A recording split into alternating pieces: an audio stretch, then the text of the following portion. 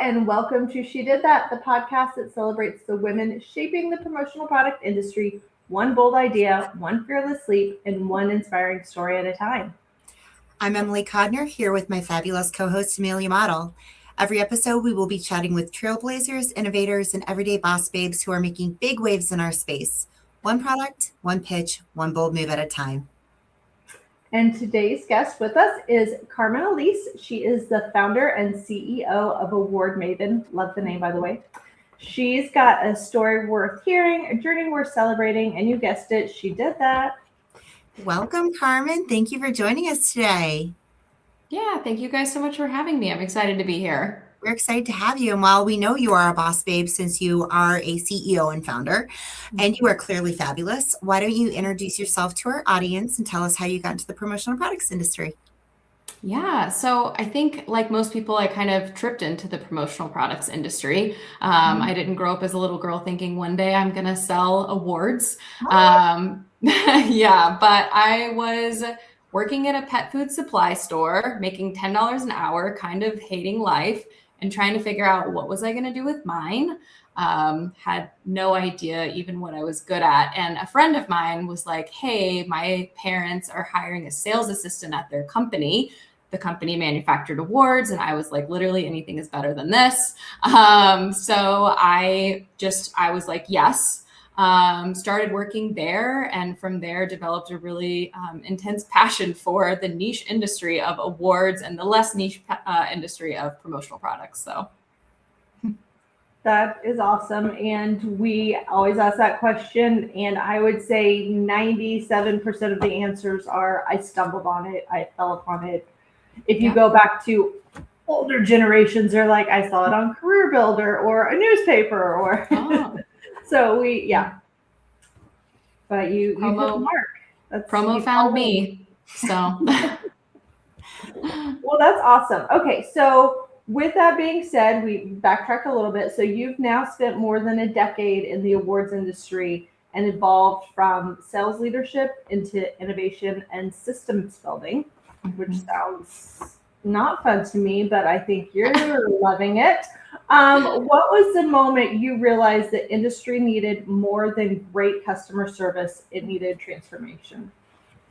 Yeah, so it was kind of a twofold inspiration. First, my dear friend, Christine Barragon, she worked at Coldwell Banker at the time, and they had a large awards program that was just difficult to manage. And she came to me and she said, you know, if you can help streamline this, like we will give you the program, please. And I could see like my wheels started turning of like, why is this so hard? Like we order the same thing. I mean, a lot of our customers order the same thing every year, same piece, same quantities. All that changes is the name of the winner. And sometimes not even that. And it's like, why is it so labor intensive? And so I started to kind of wonder that myself of why does this have to be so hard? Where I was at was not, ready to kind of take on some of those bigger questions. And so then when I moved from Denver to Tucson, I was just like ordering furniture online and like doing all of these online purchases and they just made it so easy. It's like I had email notifications and payments and order history. And I was like, why don't we have this in awards? And so it even started with something as simple as, tracking, easily accessible tracking information. And yeah, from there, I just kind of thought we could really, if we applied some of even basic technology to this space, we could really shift things for corporate clients. Awesome. So you, in our conversations prior to starting to record this, you've described recognition as vital, but the process of creating it, as you just said, painful. What are some of the biggest friction points you've seen customers struggle with, and how are you reimagining that experience? Yes. So first, from the simple, like I said, order history, payment links. People had everything just on their email, like all like attachments to their email. So it's like if they needed to find proofs or an invoice or tracking or any kind of that information, if they left a company and someone new took over, no one knew where anything was because there was no even just order history. We even used to have to take credit card numbers over the phone. And I'm like, we can't get these people a payment link. That's true. Many places 5 years ago was still doing call us and we'll get your credit card number. And I was like, we can at least give the people a payment link. And then we, of course, wanted to take on bigger challenges. So proofing is a huge thing in our industry, especially in the awards industry. Everything's personalized. So we developed a custom software that allows people to upload personalization and variable data, and it automatically creates proofs, which cuts down on a huge bottleneck. It allows them to live edit proofs, which just makes things faster, easier for teams. Then we went into our multi-location. So sometimes the person ordering doesn't have any idea about the recipient. They don't know if it's Allison or if it's AJ. And so creating a system that would help kind of get that closer to it to help, again, just streamlining and helping with accuracy. So yeah, a lot of pain points. And the more we get into it, the more customers bring us pain points and say, hey, this is driving me crazy. Can we do anything about this? We recently created a custom address collection form for someone who needed to get a bunch of data in order to fulfill their awards. And I put my tech team on it and we made it. And so we're just taking on problems bit by bit. That's crazy. And thinking, like you say, 5 years ago, you didn't have a payment link. Like that doesn't seem like it's that long ago to I know. not have a payment link. I don't know. It's just crazy how fast technology runs and works. Yeah, for sure. I think that it's, in the awards industry, especially, it was more populated by mom and pop trophy shops, and less companies like mine that are set up to help corporate clients, that are set up to help people who are running multiple programs concurrently, shipping hundreds or thousands of awards, and might be distributing them across not only the US, but across the world. And so providing that level of support for companies is new. Well, the awards is not that far behind then, because I've been in the industry for a while, and 10 years ago, a lot of the things you're mentioning were not available for the majority of suppliers. So we are just kind of known in the industry to be a little bit slower to adapt. Yeah. It takes us a little bit longer to get things, but that comes with all the personalization details. So you mentioned becoming an expert in not just awards, but in building systems and culture that make innovation possible. Sidebar here, do you have any programming or coding experience? Me personally, not a Yeah, bit. When you're thinking, you just have a great tech team that you're like, problem solve? Okay, just curious. Yeah, they've never told me no. It's incredible. I bring something to them and I'm like, can we do this? And they're like, oh yeah. I'm like, wow, amazing. Yeah, I've never been told no, so. We like that. Yes, ma'am. Yeah. So what leadership lessons have been most important in creating the environment where people feel empowered to think big and move fast and not tell the boss no? So this I could go on forever about, because I've learned so much about being a leader. One just even starts with hiring. Communicating what our organization looks like to make sure that it's a fit for whoever's coming in. We are very startup. We love trying new things. We pivot a lot. There's a lot of change. There's very little structure. Your role, your job, what you give to the company is really what you make it. And so if you want to come in knowing what's going to happen that day, and knowing if you have a question, you can turn to this page of your employee handbook and find the answer, you're not going to like working here. But if you like having a voice, if you like being able to see how to feel your impact on an organization, to really be able to make something your own. If you like kind of that no 2 days look the same, and that there's 100 different ways to do something, and that I'm happy if you pick any of those ways, then you could have a lot of fun here. So hiring and making sure people know what they're getting into is a big thing. And then when it comes to once you have the people in place, really just coming from a place of encouragement. My team knows that I would rather them move forward than freeze. Sometimes one option might only be 5% more optimal than another option. And so long as you pick one, I'm not going to get on to you for not picking the most optimal one. You can make your own decisions. And then when people do make mistakes, that comes with it. Not a big deal. We move on, we fix it, and we carry forward. And then my final thing is we don't do the sunken cost fallacy thing. So it's like, if something's not working, we change it.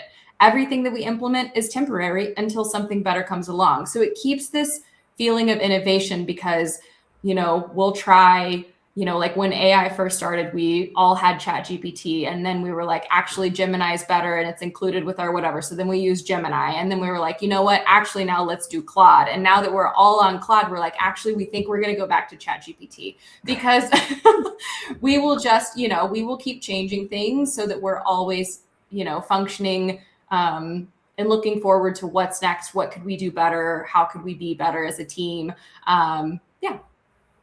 I love that philosophy. I love that philosophy. Always try something new. Nothing is ever set in stone. Let's see how things roll. And if it doesn't work, great, we tried it. So cool. Love that. I also love your philosophy of removing boundaries and saying yes as much as possible. We are in customer service. We obviously want to say yes as much as possible. How do you create a culture that encourages fearless innovation, but still keeping everybody aligned and focused? Yeah. So I think that it comes from a place of when I say yes as much as possible, my team knows when I say no, that there's a reason behind it. My no's carry a lot of weight because they're used to me saying yes. So if I say, hey guys, this is probably not the way that we're going to go, they hear that because most of the time I'm like, let's do it. Let's try it. I love that. And so it definitely keeps them. And I think too, it's like I had to earn their respect as a leader, with my knowledge, with my expertise, and with showing them that I care, especially from an employee standpoint. But I get this with my customers as well. They know that I'm driven to see their success, whether you're an employee or a customer. And so, we are aligned in that. And I'm going to do my best. And so if for some reason I fall short or something falls short, they believe that I tried. I gave it everything I could. So, yeah. I love that. I love the saying yes part. I mean, you can say yes to too many things, but you're saying yes, in my opinion, in all the right ways so that people have the empowered and they can move instead of just like, no, that's not me. Because you're dealing with a lot of people and a lot of personalities, and it sounds like you really give them the freedom to make decisions, and it served you well. So yes, because I like to think too, like again with hiring, like I'm hiring lovely, smart, expert adults. They should not need to be micromanaged. Right. They should not need to have all of these guidelines and rules. They shouldn't need me coming down on them. I should be, if I've hired correctly, my best job is to get out of their way and say, what do you need from me today? How can I help you today? How can I make this easier today? And so if I've hired the right people, then that's going to be a really flourishing relationship. And I've been really lucky that I can say everybody on my team I have that with right now. So that's great. Yeah. Again, they're employees, not children. As we had our pre-calls, you were hearing some of the stories about us and our children. But yeah, these are adults and employees and not children. You shouldn't have to treat them like such. I tell my guys all the time, I have kids of my own. I don't need to be your mom. So you guys can do your own thing. I'm always here to support you, but you guys got this. You got this. Yep. Figure it out. So many, not just women, but leaders in general struggle with fully owning their experience and accomplishments. But you confidently say, I toot my own horn. What helped you step into that confidence, and what advice do you give other women or leaders in general learning their own brilliance? That's a great question. I think that I had numbers to back me up when I was at my previous role. I was a top salesperson. I had a lot of accounts, and I was able to make suggestions and problem solve, and I had a lot of success that was tangible. But when I started Award Maven, it was really vulnerable. I was really putting myself out there. It's like, okay, you ready to put your money where your mouth is? Like, you have no income, you have no customers, you have this idea that if you build tech, that corporations will want to work with you. Let's see. So built the tech and just waited to see. So I always say, like, the first year was about building. The second year was about testing the theory of like, okay, now that we've built it, will they come? And after the second year, it went so well that by the third year, it was about growing and getting more people into the places that we needed to be able to handle the customers. So I think that for me, I have to see it to believe it a bit in myself. But I've also been incredibly lucky to have a partner. My husband, he never doubted me ever for a second. And so it's definitely helped me to own that. But yeah, at a certain point, you just have to open your eyes and be like, wow, like it's happening. I am doing what even if I didn't think I was capable of it, I'm doing it, and people seem happy and it seems to be going well. So, maybe I am as good as it seems, and maybe I am as good as I think I am. So Sounds like you're all that and more and better. So I feel it with every year.